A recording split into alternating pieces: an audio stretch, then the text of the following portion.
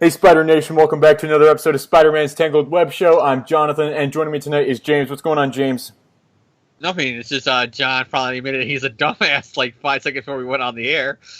Besides that, had a busy night of work, but it wasn't too bad. It was steady as it comes. I'm getting used to a Saturday night like this, especially with Run Fair going on. And tonight I'm also being joined by Jan. What's going on, Jan? Not much. I have school starting in a week and a half. I saw Dunkirk like an hour ago, and I am about 8 episodes into my rewatch of Superman the Animated Series. So. Oh, I'm doing the same thing, only with Smallville, so it's Superman related. Ooh, cool. But just in case you're worried that this is a DC podcast, no, it is not. We're sorry about that. It is, in fact, a Spider-Man podcast, hence the title, Spider-Man's Tangled Web Show. And tonight, we actually are bringing you a bit of a bookend, and also something of a beginning. Because, as the famous saying goes, when one door closes, another door opens. I don't know who came up with that, but whoever did, props to you. I'm sure that person Whoever said that did not ever tell it to Dan Slott, because his philosophy is, once the Amazing Spider-Man door opens, you seal it shut so nobody else can ever get in. Speaking of Amazing Spider-Man Volume 4, number 31, came out this week. I went digital, so I don't got mine in my hands. We'll take James. I'm not even wasting. I literally have pulled these books off my pull list, and I just buy them digitally.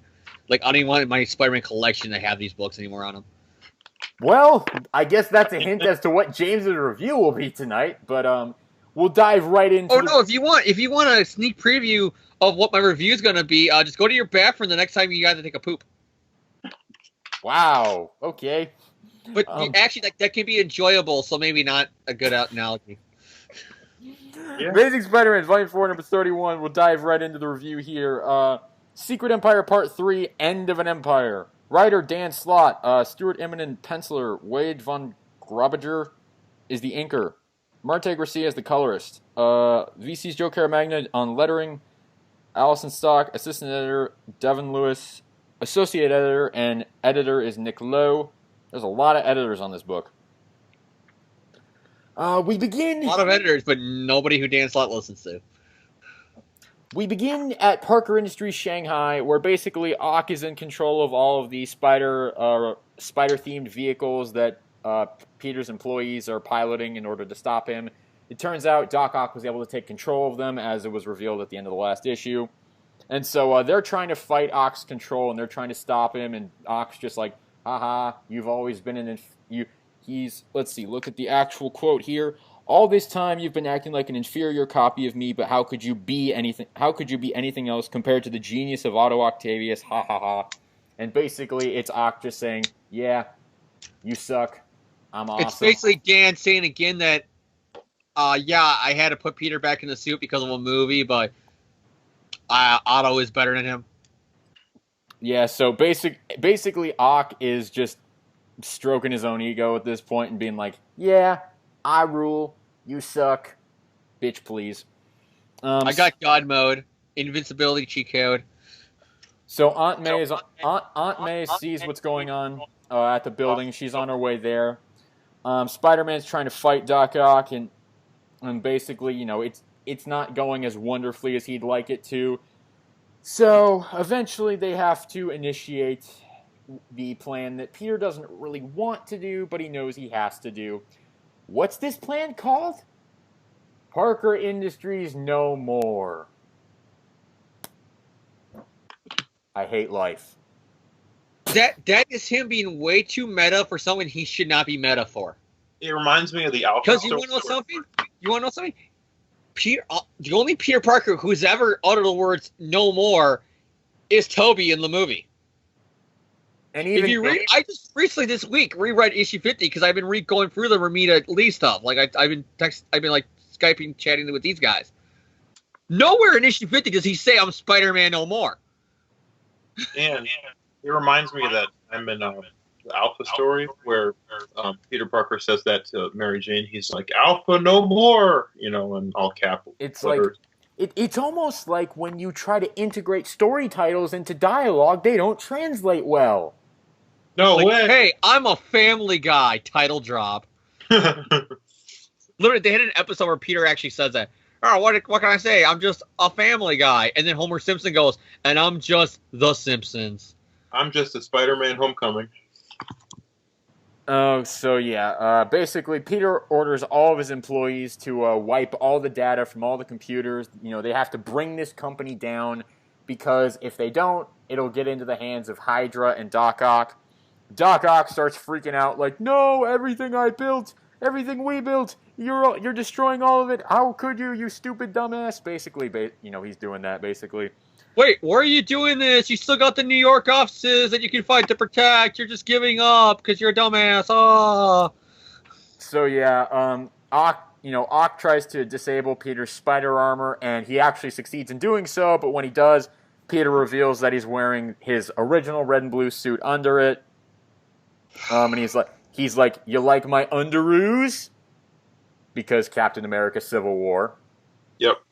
And so, hey, remember when Peter called out Norman for doing that in goddamn Siege, where he called out Norman for wearing the Green Goblin suit underneath the Iron Patriot suit?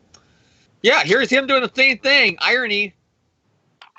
So yeah, Doc Ock gets away. Parker Industries, is basically destroyed. Peter's back in his classic suit, and Doc Ock goes to back to Hydra Base 1, reports back to Arnim Zola, and Zola's like, yeah, Hydra Cap thinks you're a great soldier, and Ock is like, soldier? No, I belong, I should be king, ruler of my own empire.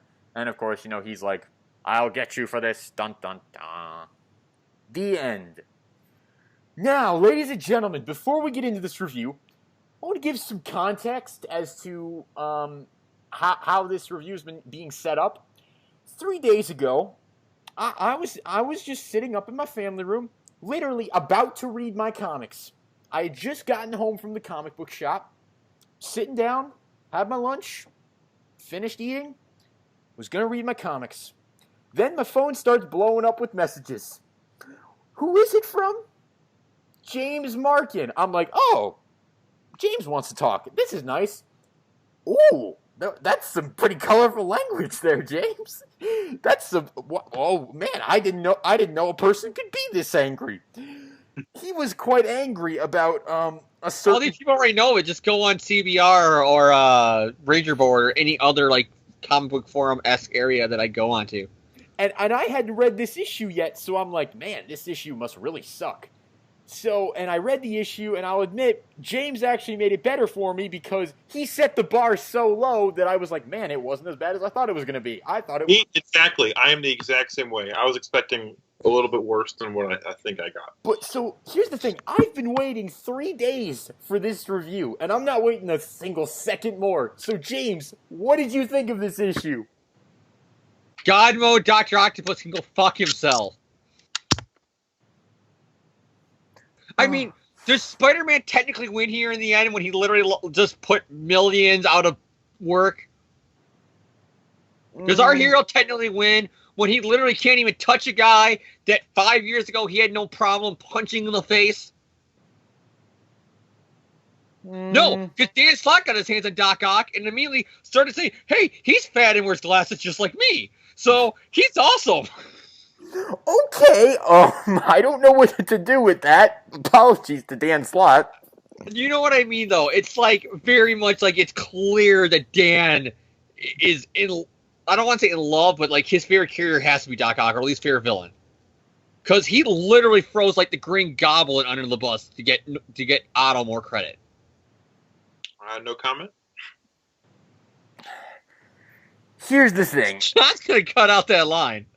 No, let's just restart this. No, I'm not editing anything. This is brilliant. Are you sure? Because the last time you said that Thomas made a comment about a group of people that we do not want to repeat. Yeah, but this is not nearly as bad. Okay, James, why don't you elaborate? Give us more details. It's God mode. It's like, in this whole fight, he has concrete webbing Peter Parker, but he can't use it on Otto. I know a lot of people said, well, Otto's got spider strength. Okay, if you have to immediately know every time somebody points out a way for Spider-Man to get out of something, but then the writer's like, aha, but he uses super bat spray. You know what I mean? It's like, it's God mode. You're telling a story because you want Otto once again kick Peter when he's down. it's getting to the point of like this whole fight, starting with the last issue, this issue. It's like I was like, oh, you sent a thing on me, secret code word that somehow Peter Parker never found out that I had in his company, even though it makes no goddamn sense. Oh, everything's shut down now. Oh, all your workers are walking out on you. It's like convenience. It's like everything is done specifically so I can kick Peter. And it's like, just web him in the face and punch him for God. You have ripped his tentacles out before. Why aren't you doing this shit? And then it's immediately, his first thought is, well, Peter Parker no more. I got to erase everything. Okay, you just erase the data from this place, right? Yeah, because all my other buildings were destroyed. New York one's still standing, Peter. The Baxter building's still there.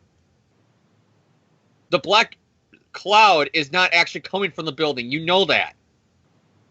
Why are you deleting everything when you can still protect that building and keep your company going and millions don't got to lose their jobs? How are you the hero when you just put millions out of work? And people are telling me, well, severance packages. Oh, because the janitor is going to get a fucking severance package. The guy who works in catering down in the lobby, he's going to get a severance package? No. He's getting unemployment checks, and then once Peter Parker can't cash those no more, they're shit out of luck. And it's all going to be because of Peter Parker. And he deserves it because this is an idiot.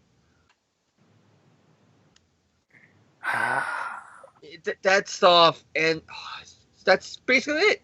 Otto is in God mode, and he gets away because it's already been rumored that 800 again is going to be Doc Ock being the main villain because he had to be the villain in 600 written by Dan Slott and 700 because you can't have a goddamn Centennial issue without the greatest bad guy of all time, Dr. Otto Octavius. Show of hands here. Is anyone here sick of Doc Ock?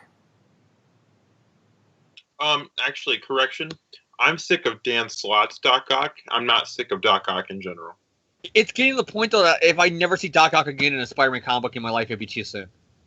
If I see classic, like, 60s, 70s, like, Silver or Bronze Age Mad But Scientist here's the problem. Doc Ock, That's the Doc Ock Dan thinks he's writing.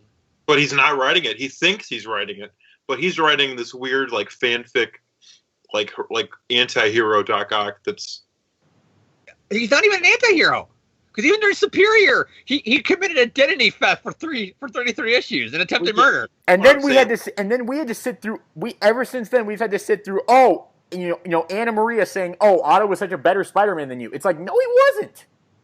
I always said to John, the first time I read the first issue back, which I think it's issue 1, is when she says that to him. It's like I never before more in my life wanted to Blue Sikadu into a comic book so I could call her out on that.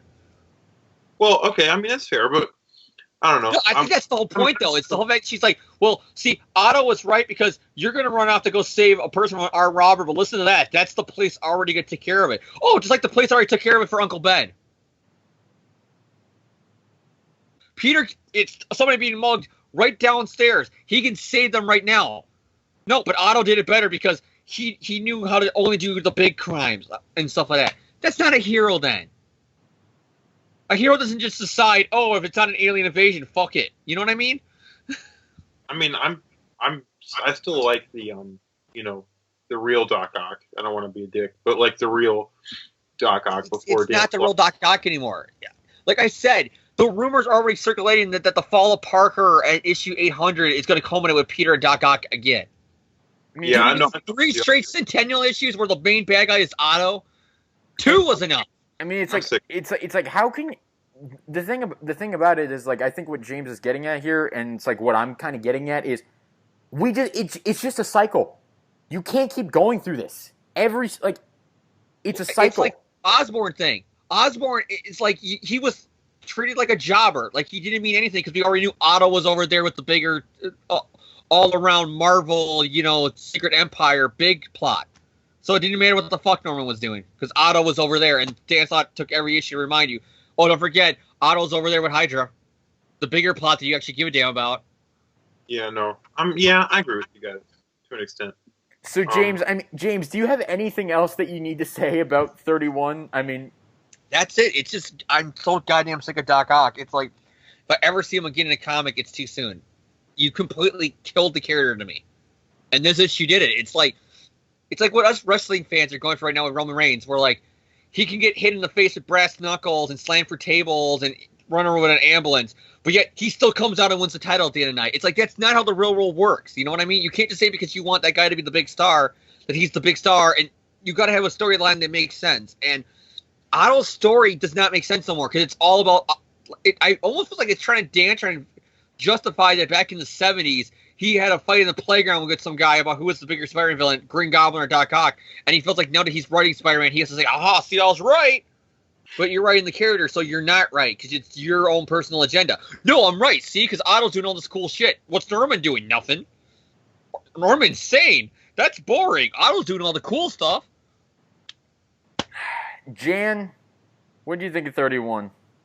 So, you're probably gonna think, what the fuck is he talking about? And then hopefully eventually it comes around and you guys understand the analogy. He's gonna turn this into another review of Homecoming, isn't he? No. It's a review of another thing I talk about a lot called The Flash. So there's a moment near the end of the second season where Zoom, the main villain, it looks like the Flash is about to capture him because they built this thing that, like, if you're from a certain reality, there's like a vibration that goes through the air that will knock you unconscious, right? And it's about to knock Zoom unconscious, and then out of nowhere, he punches a hole through reality and then runs back through his reality. I've never seen a character with his powers do that before on the show. It came out of nowhere. It's like a huge what the fuck moment. How did he just like punch a hole through reality and like run through? It's kind of hilarious. That's Dan Slott's Doc Ock in a nutshell. He just, whatever the plot needs, every time Peter Parker's going to win, he just, pulls some new thing out of his ass and like does it. I say God mode because that's what it is. It's like when you play Dungeons and Dragons and then a guy has a character that he wants to be super bad at. So it's like, oh, and then I use my sword to stab you in the gut. Well, I have a special shielding that prevents you from doing that. Mm-hmm. Well, then I use this weapon. Well, I got lava powers that immediately melts all your weapons. You know what I mean? It's like, that's what he's doing with Doc Ock. And it is. And it's not just that he's making Doc Ock more God mode-y. He's also dumbing down Peter Parker and making him look more incompetent. And like I said, I still like Doc Ock. He's still like probably my third favorite comic book villain of all time. He's still, I really, think fondly on a lot of his like classic stories, like the Ultimate Spider-Man stuff with Doc Ock. It's just that Dan Slott's Doc Ock post Superior, I'm just like, I'm ready for this guy to be retired for like 5 years. Like James said, he's made Norman Osborn really boring. Like that, we'll probably talk about when we were, kind of go over this era, like the Osborn identity. I'm like, wow, I could not believe that you made Norman Osborn, my favorite villain in all of fiction, such a boring, generic villain. And it's like all Dan Slott cares about is Doc Ock. I'm tired of Doc Ock. This ending, it's like Doc Ock's in the exact same place we started at in this story, where he's like with Hydra. Like, what was the point of the story other than resetting Peter Parker's status quo? I'm so sick of Doc Ock. The problem ready. Is Doc Ock didn't lose. It's, again, to make another wrestling analogy, it's when a guy loses, but he loses by count out or DQ. It's like, well, I still beat the living fuck out of you. It's just because I used a steel chair, the referee threw the match out and said you won because I beat you with a steel chair. That's what he just did to Peter Parker. He just kept wailing Peter with the steel chair, and the referee threw the match out, and he's like, oh, I lost. No, but you still beat the fuck out of the guy and proved how much better you are than him. Yeah. But I lost. Peter won by a technicality in the rule book. That's what it feels like. And like I'm this stupid superior octopus. Like I thought it was cool at first. I'm kind of not really feeling it. I'm ready for Doc Ock to be back in his pudgy, looking body with the green jumpsuit and the big goggles, back to just being kind of a mad scientist that Spider-Man fights like once or twice every, big, have like a one big Doc Ock story every different run you have, and then like there's a reason we have a rogues gallery so that these stories don't get stale. And now the last time Shocker or Punisher or not Punisher, but Shocker and Vulture and he's a Spider-Man villain in a sense. Hydra Man and Venom or something, or Carnage or some great Spider-Man classic villain has actually done anything in the last few years. Or Carnage. Carnage is like not even fought Spider-Man in forever, and he's like, I think of him as a Spider-Man villain. And then look, guys, next issue, Green Goblin, because God forbid we have anybody who's not Green Goblin or Doc Ock. Like, didn't we just do a Green Goblin story and then a Doc Ock story and then a Green Goblin story and then probably Doc Ock? I'm so tired. Dan Slott is running out of ideas. It's getting so stale. Like, I think this issue was the pinnacle of mediocrity. Like, I bought it. I read it in my car waiting for my friends to show up so we could go and see a movie. I read it and I'm like, I didn't feel anything. I just kind of threw it in the passenger seat and then went inside. I'm ready for a new writer. Like, this is it's so stale. If there's no like energy or life in this book, it's just like the most generic, mediocre, like technically not terrible, so it's passable. I'm just like, I wish it was actually terrible so I could get enthusiastic about complaining about it. Like, One More Day is terrible, but it's kind of fun to bitch and whine about how terrible it is and like point out like how laughably nonsensical the writing is. Like, this isn't even that nonsensical. It's so like piss poor and just like, standard. Phoning it in. It's phoned in. There you go. It's perfect. It's freaking phoned in. I'm so sick of it. Here's what I have to say. It's because I've been like trying to think about this, and the thing of it is, and this is usually not a good sign for me, I don't really have an opinion on this. Neither do I. And usually that's not a good sign when I can't figure out my thoughts on something. Because what really bothers me when I read the issue is that it's like Peter lost. He acted like he got on this self-righteous high horse like he tends to do. And we usually, we love him for that a lot of the time. Well, Dan Slott's Peter, we don't, because he's usually wrong. But yeah, it's like that's the whole point. Is like you just did exactly what Hydra wanted you to do. You know what the sad thing is? We're getting to the point that it's almost been now a decade, going back to the Brain Trust, where we have to save now for a decade. Oh, that's Dan Slott's Spider-Man. It's not like just a writer who's been doing a run for like a couple of years. It's a decade now. To a lot of people, he's been the only Spider-Man writer they have read, and that's scary. Yep. And I mean, like. We don't, and like, to build on that comment, we don't mean to disparage anyone who likes this run. If you like this run, that's your right, and we respect your opinion on that. But I definitely don't. It's just, that was the point about it that really got to me, is that, like, you just did exactly what Hydra wanted you to do. You don't look like a hero right now. You look like... It's good. An American company that makes weapons is no longer capable of making weapons against us. It's just like... Peter doesn't look like a hero. He looks like an idiot. And that's... And like, Look, what was good about the issue? The artwork, I thought the artwork was good. I think Immonen and the team, as they get more comfortable on this title, they're improving issue by issue. So I think the artwork was good. I did like Peter getting back into his regular red and blue suit. I like that a lot. And I did like the moment where Aunt May said that she was proud of Peter for what he'd done. I liked that moment a lot. Oh, I'm surprised none of us brought this up. Do you think that Aunt May knows the secret again? That's what a lot of people are jumping to, that she's in between the lines and saying, I know you're Spider-Man.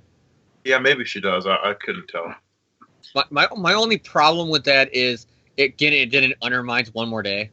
Like, he's not even the one who tells her. It's like, oh, I knew. What? I knew 5 minutes after you erased the memory. You know what I mean? It's like, again, that just makes it One More Day again entirely pointless. Other than just getting rid of Mary Jane. The main problem that I have with the issue, again, is just that Peter looked like a complete moron by the end of this. And it's a problem that, we've said it's recurring with Dan Slott. And I've probably been like the biggest defender of Dan Slott on this podcast. I've been honest about it when I've liked his work. I mean, I even had positive things to say about the previous 2 issues. I did. Like, of this arc, I had positive things to say about 29 and 30. But this one, I mean, it didn't click with me. It just made the character look kind of stupid. Because, it's like, I was reading it and I'm like, you know what, this is righteous Peter Parker, he's doing what he thinks is for the greater good. But then it was just canceled out by, it's like, you just did what everyone wanted you to do, and you're just... I don't know. I feel like, to tie it back into other current stuff. Spider-Man: Homecoming. If this was teenage Peter Parker, 16-year-old Peter Parker, who just made this kind of a mistake where he just did he did exactly what the villain wanted him to do, I'd be okay with it. You know why? Me too. You know why? Because that's teenage Peter Parker. He's a rookie. He's inexperienced. This is 30-year-old Peter Parker. Yeah, this is 30-year-old Peter Parker who's been Spider-Man for, 10, 15 years? He should know better by now. He's had, like thousands of issues of adventures to learn, not to be a dumbass. You know what this is like? It's like if Iron Man has been fighting Ultron for 15 years, and he still hasn't figured out how to make sure that Ultron can't hack his armor. Yep. The problem, like I said, like when you said the allegory about the movie, and it's just like I keep on going back to the wrestling allegory. This is literally you Otto only lost because it's like in wrestling, like, okay, the guy pins you 1, 2, 3, and he's the bad guy, and then he continues choking you or beating on you. So the referee says, I reverse my decision, and the good guy still wins. Raise the hands. Well, the fans don't like that because you're still saying that the bad guy just beat the shit out of the good guy, and the good guy did not have a chance. And the reason why he won is because the bad guy didn't stop kicking him while he's down. And that's exactly what happened to Otto. He lost, but he didn't, because you just saw another arc of why Otto's better than Peter in Slott's writing. So, I don't think I need to ask for thumb ratings on this. Pretty much all negative, meh at best. I'm like this. It's mediocre comic. I don't think it's terrible. I completely understand James's point of view. I don't feel passionately enough about it to really argue. I think it's because it's getting to the point now. It's like I said, we're coming up on the 10th anniversary of One More Day. This fall, and it's like, so that means Brand New Day started, like, I remember it was like January. I think was when the first issue came out. So January 2008, and we're almost to 2018 right now. We're like 4 months away from 2018. It's almost been 10 years of this, and it's getting to the point that it just starts grating on you. You know what I mean, with Slott. And I'm gonna be honest with you. I think Brand New Day is a freaking day at the park compared to this. Well, I think it's because, again, in our wrestling allegory, it's Vince Russo. It's the wrestling writer who worked for Vince McMahon in 97, 98, 99, who had some dumb ideas, but he had Vince McMahon and Jim Cornette and Jim Ross and other wrestling guys' minds that were his filter. But then when he went to rival WCW and he had no filter, he was just this mad scientist, and literally in a year that company went out of business. And he had some dumb ideas like putting one wrestler's mother on a pole on a match and putting the world title on David fucking Arquette. He had some dumb ideas, and he killed that company because he had his filter, which was the guys that actually knew what they were doing, were gone. And I feel like that's Dan. He had the filter of the other people in the Brain Trust and Whacker to keep him in check, but now he doesn't have that. Yeah, and I think that's a good segue into, I think that's another reason why they brought back Superior, because they're hoping this is Zdarsky and Bendis and those guys being now part of the Spider-Man Brain Trust kind of again, because it's satellite titles and they're all connected together. I think they were hoping that would kick Dan in the ass to be like, if Spectacular says one thing, you got to listen to it, and if Bendis says another thing with Miles, you got to listen to it. Yeah. And Dan's pretty much like, no, they can do their own thing, but I'm writing Amazing Spider-Man, so that's what counts. And they're the ones that are fucking up. That's what it feels like. That's a good segue into what we're going to talk about next, which is basically, this is the end of Parker Industries. At least this is the end. This is the end of this status quo. Parker Industries has been around since 2013, but we're mainly just going to talk about since the beginning of Volume 4, which was when Peter became Batman. When Peter became, the poor man's Tony Stark, as they tried to call him. Mm-hmm. Only it didn't work because he was rich now. This is 30... Yeah, you're the poor man of something, even though you're not poor. This is 31. I think their way around it is like, oh, he goes to the really high-end stores while I go to the slightly lesser high-end stores. It's like, that's still better place than I ever could shop, Peter, so shut the fuck up. This is 31 issues of this globalist Parker Industries status quo. 31 issues of Dan Slott writing like this. What, do we have general thoughts? Do we have any feelings towards this? Oh man, James is raising. Oh man, this is not going to be pretty. This is not going to be pretty, ladies and gentlemen. Oh man, okay. No, it's not going to be like a bajillion F-bombs at once, I promise you. James, Volume 4, number 1 to Volume 4, number 31. What'd you think?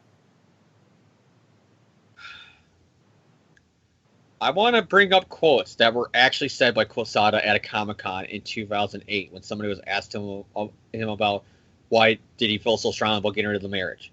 I look at the quote earlier because it's on YouTube, and it's been, like I said, a while since I watched that, and so if I'm paraphrasing and I get something wrong, I apologize.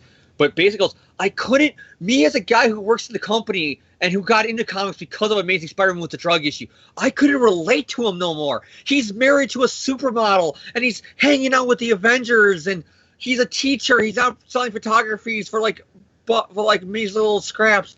He's a teacher, so he's getting a teacher's salary. I just couldn't relate to the character no more. This is something that needed to be done to save him.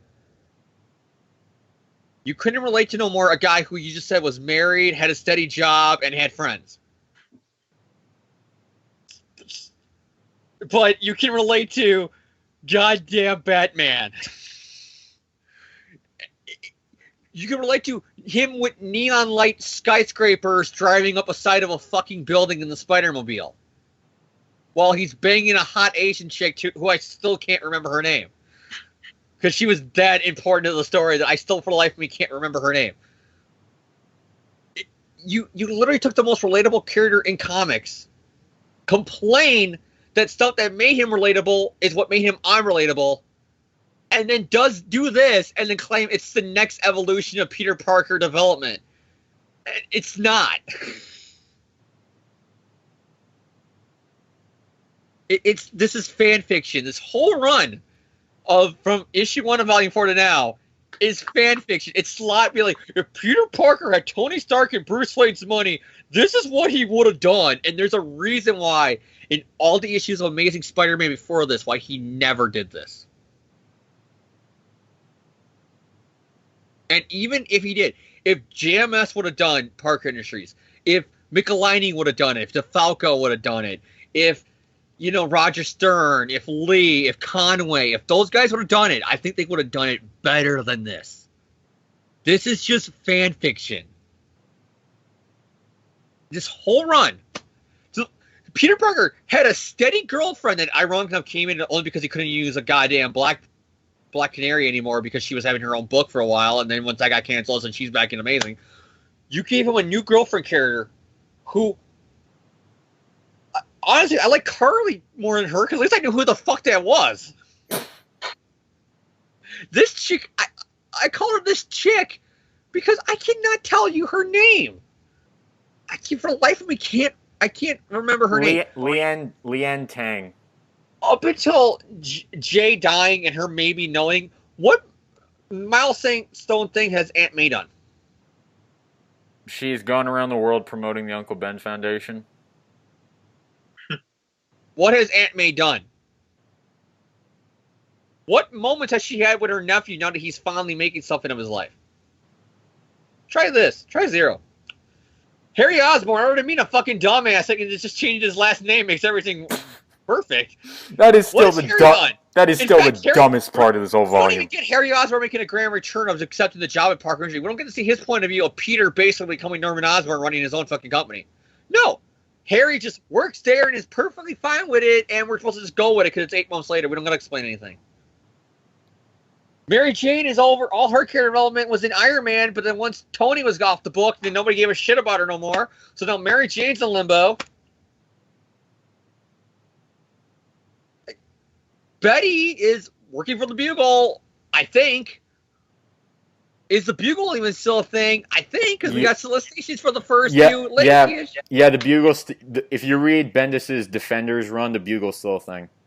Mm-hmm. But it's not an Amazing. If I read Amazing, I would think the Bugle hasn't been around in a decade.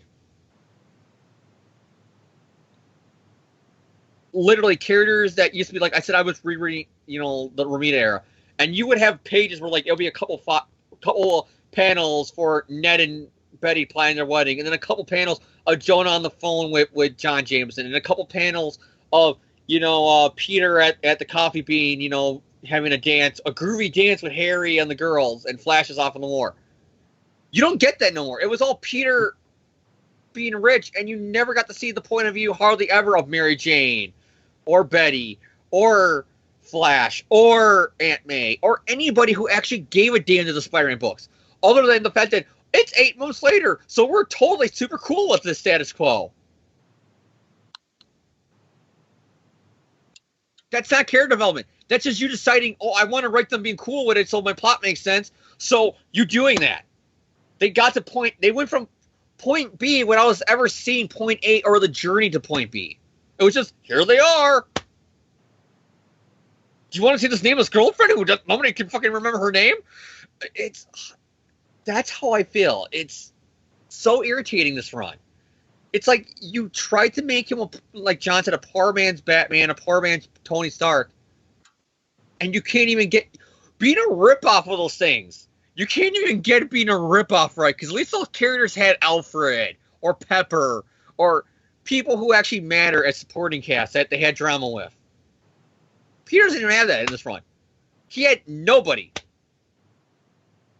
It was just pages upon pages of him doing some tech thing, saying something stupid, and somehow coming out of it saying, well, I technically didn't win that, but A-okay for me. And then that's how I feel about it. I feel like I would rant if I kept on going on. So I'm going to just pass it on to somebody else. Jan. Okay. Well, you mentioned how this is kind of a side tangent. You mentioned Harry Osborn, and I just realized, what has Harry Osborn done that's been interesting or noteworthy since he was resurrected for Brand New Day? That's the point I've been trying to make. You completely wasted the character. Yeah, he went into witness protection and then came out of it with the dumbest. He went to witness protection, claiming that he doesn't remember his one son, and came out not even mentioning both of them now. And he changed his last name to Lyman with it's. Oh my gosh, I can't get over how dumb that was. Yeah, so that There might be a Kraven. Let's undo Kraven's Last Hunt and have no plans for Kraven after that, because there's a reason why Kraven's only good story is the story where he died. Because his stories were not interesting when he was alive. But anyway, on the actual topic that we're talking about, I think once again these comics are just super mediocre. There wasn't a lot that like pissed me off, but there was very little that actually got me excited or anything. I think the Mr. Negative story was pretty good. I remember at least enjoying it in issues. Maybe it's because I'm apparently like the only person on the planet who thinks Mr. Negative is a pretty cool character. Like he's probably my top 10 Spider-Man villains. I think he's really cool. So I enjoyed that for whatever reason. I enjoyed the issue where Peter had to save some people at his factory. I think that was like 15 or something like that. It was in the lead up to Clone Conspiracy, and that's all that really I remember. I think the Doc Ock stuff has been pretty not great. He made Norman Osborn really boring. The supporting cast is either completely generic or like non-existent. There's so many superheroes. I'm so sick of Spider-Man teaming up with other heroes. Like, remember when he was, a solo hero who didn't really team up with the other people? And, the Mockingbird, like, does she really need to be there? Like, what does she actually bring to the table? Like, I'm a Supergirl for Peter to sleep with, because totally that's what Dan Slott's fan fiction would want to write about. Yeah, there you go. So I'm sick of, I don't know. I think it's a really mediocre series. I'm probably never going to revisit it. If I was doing my top 10 Spider-Man eras or runs, I don't think it would crack that, at all. Like, I don't know. Nothing actively made me mad, but I think it's the pinnacle of mediocrity, and I'm never going to revisit it again, probably. So I'm going to agree with Jan pretty much. Because here's the thing. You have eras like the Clone Saga or the Mackie Byrne reboot era where it's just terrible. It's like the 90s Clone Saga and the Mackie Byrne reboot stuff. That stuff is just bad. Just point blank. That stuff is just bad. This is just like, you read it, you think, I sure did read that comic. I sure read that comic, didn't I? And then start thinking about what you're going to have for lunch. No, I usually read these comics after lunch.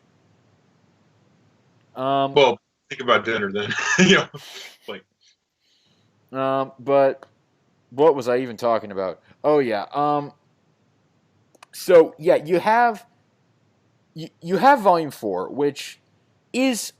I'm sorry, guys. I lost for some reason. My internet decided to crap on me for like a second. I don't know what the hell happened there. No, You're good. That's okay, James. But see, it's like you have this era, and I think to myself, it's not the worst Spider-Man I've ever read, Nope.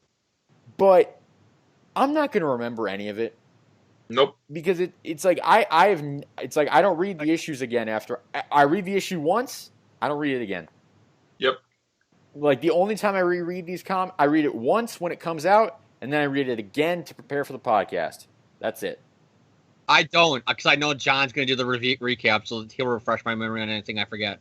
Yeah, I don't read them more than once. Well, I actually do my homework before I come onto this podcast, so. We read them, John. It's just we didn't reread them again. But yeah, so it's like but that's the thing. It's like I don't get excited about this era. Like what stories? Like when I think about this era, what stories do I think of? I think of Clone Conspiracy. Meh. Everything you think about is not a good thing, though. Think about it. It's not like, oh god, this is gonna go as one of the greatest Spider-Man storylines of all time. It's all about, oh my god, that was the worst version of the Clone Saga, and that's saying something when you say the worst version of the Clone Saga. It's like I think about the Zodiac arc, which I hated. Oh, fuck that. Oh, you missed it. John went on this whole tangent about, this ain't the character I love. And he started pulling out back issues because we were doing our classic issue at the end of that issue. And John's like, that's not the same guy as this guy from this 80s book. I can't even remember what it was. He's like, this ain't the same guy. I don't recognize him. You think I have rants? Oh my god, John made me look like the most sane person in the world after that. Yeah, I think I remember that. That was like an hour. I was ranting for like an hour and a half. It was an hour of me sitting back like, good, let the hate flow through you. Yeah, I think I was bitching for a straight like 2 hours. I think that was. Like I said, and I'm just like, for last, I've got my back issues, like, because my room was rearranged, I had like my back issues right there. So I'm pulling out like a 90s one, like, here's the first period of Carnage. And John's like, yeah, I can't recognize that Peter Parker no more. Yeah, so it's like this era is just aggressively mediocre to me. I will never revisit it again. Nope. Bring on. The sad thing is, Marvel is so high on Dan Slott. Whenever they do top 10 lists and stuff like that for like the coming decade, they're gonna put Dan Slott's run. And it's not even in my top 20, probably. He would have been if he would have stopped at 700. Yeah. I would say that Dan Slott, maybe not top 10, because he kind of lost faith in me, but towards the end of that first era of his run. But he would have just stopped. He would be considered at least top 20, I would say. Yeah. All right. Any other thoughts on this, gentlemen? I mean, no. All right, Man, please stand up. All right, James. Well, if Dan's going to be on the book, you're going to be waiting for somebody to stand up for a long, long, long, long, long time. It's okay. I got time. Hopefully. All right, James. Can we move on to the fun part now? What fun part? Ben You mean the totally awesome Ben Reilly part? Ben Reilly, Scarlet Spider #5. Can we move on to that part, please? I want to have some fun. To quote my favorite yellow sponge, it's the best day ever. Okay, let's begin this issue where the issue begins where we left off the last issue. With Cade and Ben having a fist fight. And the whole time Ben's like, hey, let's team up. I'm a clone. You're a clone. Let's team up. And then Cade is just punching him in the face. It's like him going, hey, we're both clones of Peter Parker. Let's team up. Hey, let's be friends. Hey, we're totally have the same backstory from the 90s, the Clone Saga. And it's, hey, what if you want to punch me? You're my mortal enemy. Shut up. That's basically what's going on. This whole issue is just a big old fight between the two of them. It's more of just Ben pointing out the whole... Kane makes a line about how, now it's time for you to die, Riley. And then Riley goes, oh, I died a bajillion times with Jackal. And he's like, so I'm going to still kill you. And he goes, do you want to know what heaven's like? So I guess this Ben Reilly, clone of a clone of a clone of a clone of a clone, saw heaven 27 times. And then Kane pretty much says, I don't care. What he does, he says, I don't care. And as it's going on, you got mobster lady, because I can't remember her name, like fighting ninjas. And then it turns out the guy who's been fucking with them this whole time is like her brother or husband or lover or some guy. All I know is they haven't really explained that, and he keeps on just saying like, I miss you and I need you and shit like that. So he might be a relative or a lover. I have no clue, but he's obviously somebody who's close to her. So he's fucking with her. Ben and Kane just continue fighting. They continue fighting, and then they go to a mobster museum, and I don't mean like a museum run by a mafia guy. I mean it's legitimately a museum all based on, here's Wilson Fisk's room with all his things. Here's Al Capone's car he got, and here's Bonnie and Clyde's car they got shot up in. Like, actually kind of cool museum. It's a history buff that would like to kind of see like a Prohibition era with that 20s gangster kind of thing. That actually would be a kind of a cool museum, I think, that you could go to. It's like walking to a 20s with a speakeasy and all this stuff. They're fighting in there. And then Ben pulled out a gun that was from, like, I think Capone. And then Kane's like, that's a fake goddamn gun here in the museum. It doesn't. So Ben pulls the trigger, proving that it's loaded. Then he goes, tosses it to Kane. He goes, I trust you, Kane. You're a good guy. You will never. So Kane shoots Ben, but Ben caught it in his hand because spider sense. And then Ben goes, dude, what the fuck? He's like, I've been saying since the 90s, you're gonna die. And he points the gun at Ben. You're gonna die. To be continued. Dun dun dun. Well, actually, that wasn't the be continue. The be continue was with the mobster lady and the guy. But like I said, you could just sum up that whole thing in like a few seconds. Is the guy was revealed to be somebody close to her, and she got kind of sad about it. The end. James, what'd you think of the issue? Kind of boring. Like I said, there wasn't so much what the fuck moment besides for Kane shooting Ben. But then again, like, why is Ben so shocked that fucking Kane, who since the 90s been like, Riley! Why is he so shocked that that guy is saying, Riley, I'm gonna kill you? She's been trying to do that since the 90s. You should know this already, Ben. Another character being dumb decades later. But yeah, the whole point of this, it's like it should have been a bigger deal. I felt like having finally, for the first time since the 90s, Kane versus Ben Reilly. But it just felt like they were only doing this because Kane's the Scarlet Spider, Ben's the Scarlet Spider, so that means we get two Spider-Mans fighting. Oh, and I forgot to tell you, while they're fighting, they had a sword fight because of a Renaissance fair that they broke into. I just completely skipped that. That's how entirely pointless that B-plot was. They fight into a Renaissance fair, which at first when I read it today when I got off of work, refreshing my memory, it kind of pissed me off because, like I said, we get busy now because of the Ren Fair. So when I see the Ren Fair in the book, I'm like, fuck you. But anyways, they're fighting, and then they're real swords, because I don't know if this is a true fact, but I guess Renaissance fairs have real swords. And then Ben's getting ready to stab Kane with it, but Ben prevents it, and then Kane, like, uses his webbing to be, like, piano wire and choke out Ben, but I don't think that would work, because with the spider strength, you think Ben would be able to just go... Because they're able to do that when they shoot it out their web shooters and tear it, so he somehow can't do it now when it's wrapped around his neck, but whatever. Maybe Kane has stronger webbing that I don't know about. So Kane does that, he's choking him, and then one of the knights for the Renaissance Fair hits him over the head with a mallet.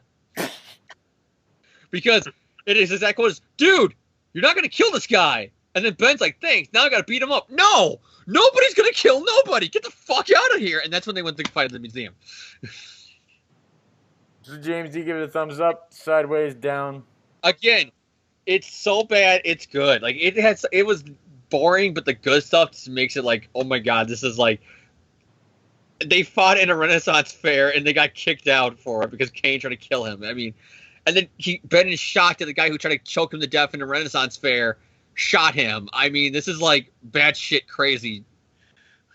All right, that's going to conclude the reviews, and that's also going to conclude this episode of the podcast. We don't really have anything else to talk about. So, James, final shout-outs or words for the listeners before we sign off? Only shout-outs I can think about right now is not Dino Charge. Ninja Steel returned this Sunday. It was a good episode. It has some really dumb... Like, you want to talk about plot holes, like, the episode before we left the hiatus, the Gold Ranger joined Jan, and he's a famous country music star. They explain why in the Sentai footage why he's a rock star cowboy. In the Japanese footage, they explain why the Gold Ranger has a cowboy rock star motif. They made him a country music star, which is okay. But he was in town for the tour when he gets his ranger powers. And then this episode, he's like, yeah, I can't wait to go back on my tour. Like, did you guys know he was going on tour for 3 months? That means he can't be the Gold Ranger for long. And it's like, you guys knew this already. The whole fact he was in your town was for this concert in the tour. And then there was another plot hole where, like, he's like, wow, I get a cool power-up armor in my Megazord? And it's like, you did that the episode before. Why are you so shocked now that you can do it? But besides that, it was a pretty good episode. Burger Phone Wolfer just turns out to be Burger Phone, so it's still in the show, so Burger Phone is awesome. Because that was the whole gimmick with the Gold Ranger. It was a Japanese ninja-themed season in Japan. So the Sixth Ranger was the American Ninja, which meant cowboy rockstar with a burger morpher. Because Japan. But yeah, this episode, was pretty kind of cool, except for the big glaring, plot holes I brought up. So yeah, that's basically the only shout out I can really think about. Oh, and Taco Bell. Because tacos. Mm-hmm. Jan, final shout outs or words for the listeners before we sign off. I want to give a shout out to Superman, the animated series. I'm 8 episodes in, and I can't believe how good it is. I think it is one of those shows that you go back to when you're grown up and it ages, really well. The writing, I think, is better than any Superman movie. I think it's my favorite incarnation of that character and that mythology, like including the comics ever. And I want to give a shout out to Defenders next Friday. I'm pretty excited. Daredevil's my second favorite Marvel character. So yeah, those are my shout outs. Oh, I just want to add one quick little thing that I almost forgot about. Another shout out goes to, and it goes to this show because it's the reason why I came up with it. Whose line is it anyways? I've been streaming for a lot of those episodes with me and my friends, and we watched one joke that was hilarious in one, where they play a game where it's supposed to like they're doing a dramatic scene, but then they got to go for like their pocket and pull out a piece of paper and read out whatever line of dialogue the audience wrote for.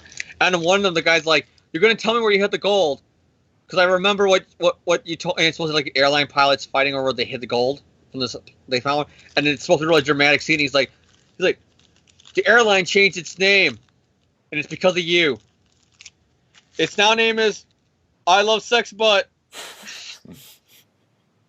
And then because of that, me and my friends were drinking wine because it was our buddy's birthday, and he had a glass of wine.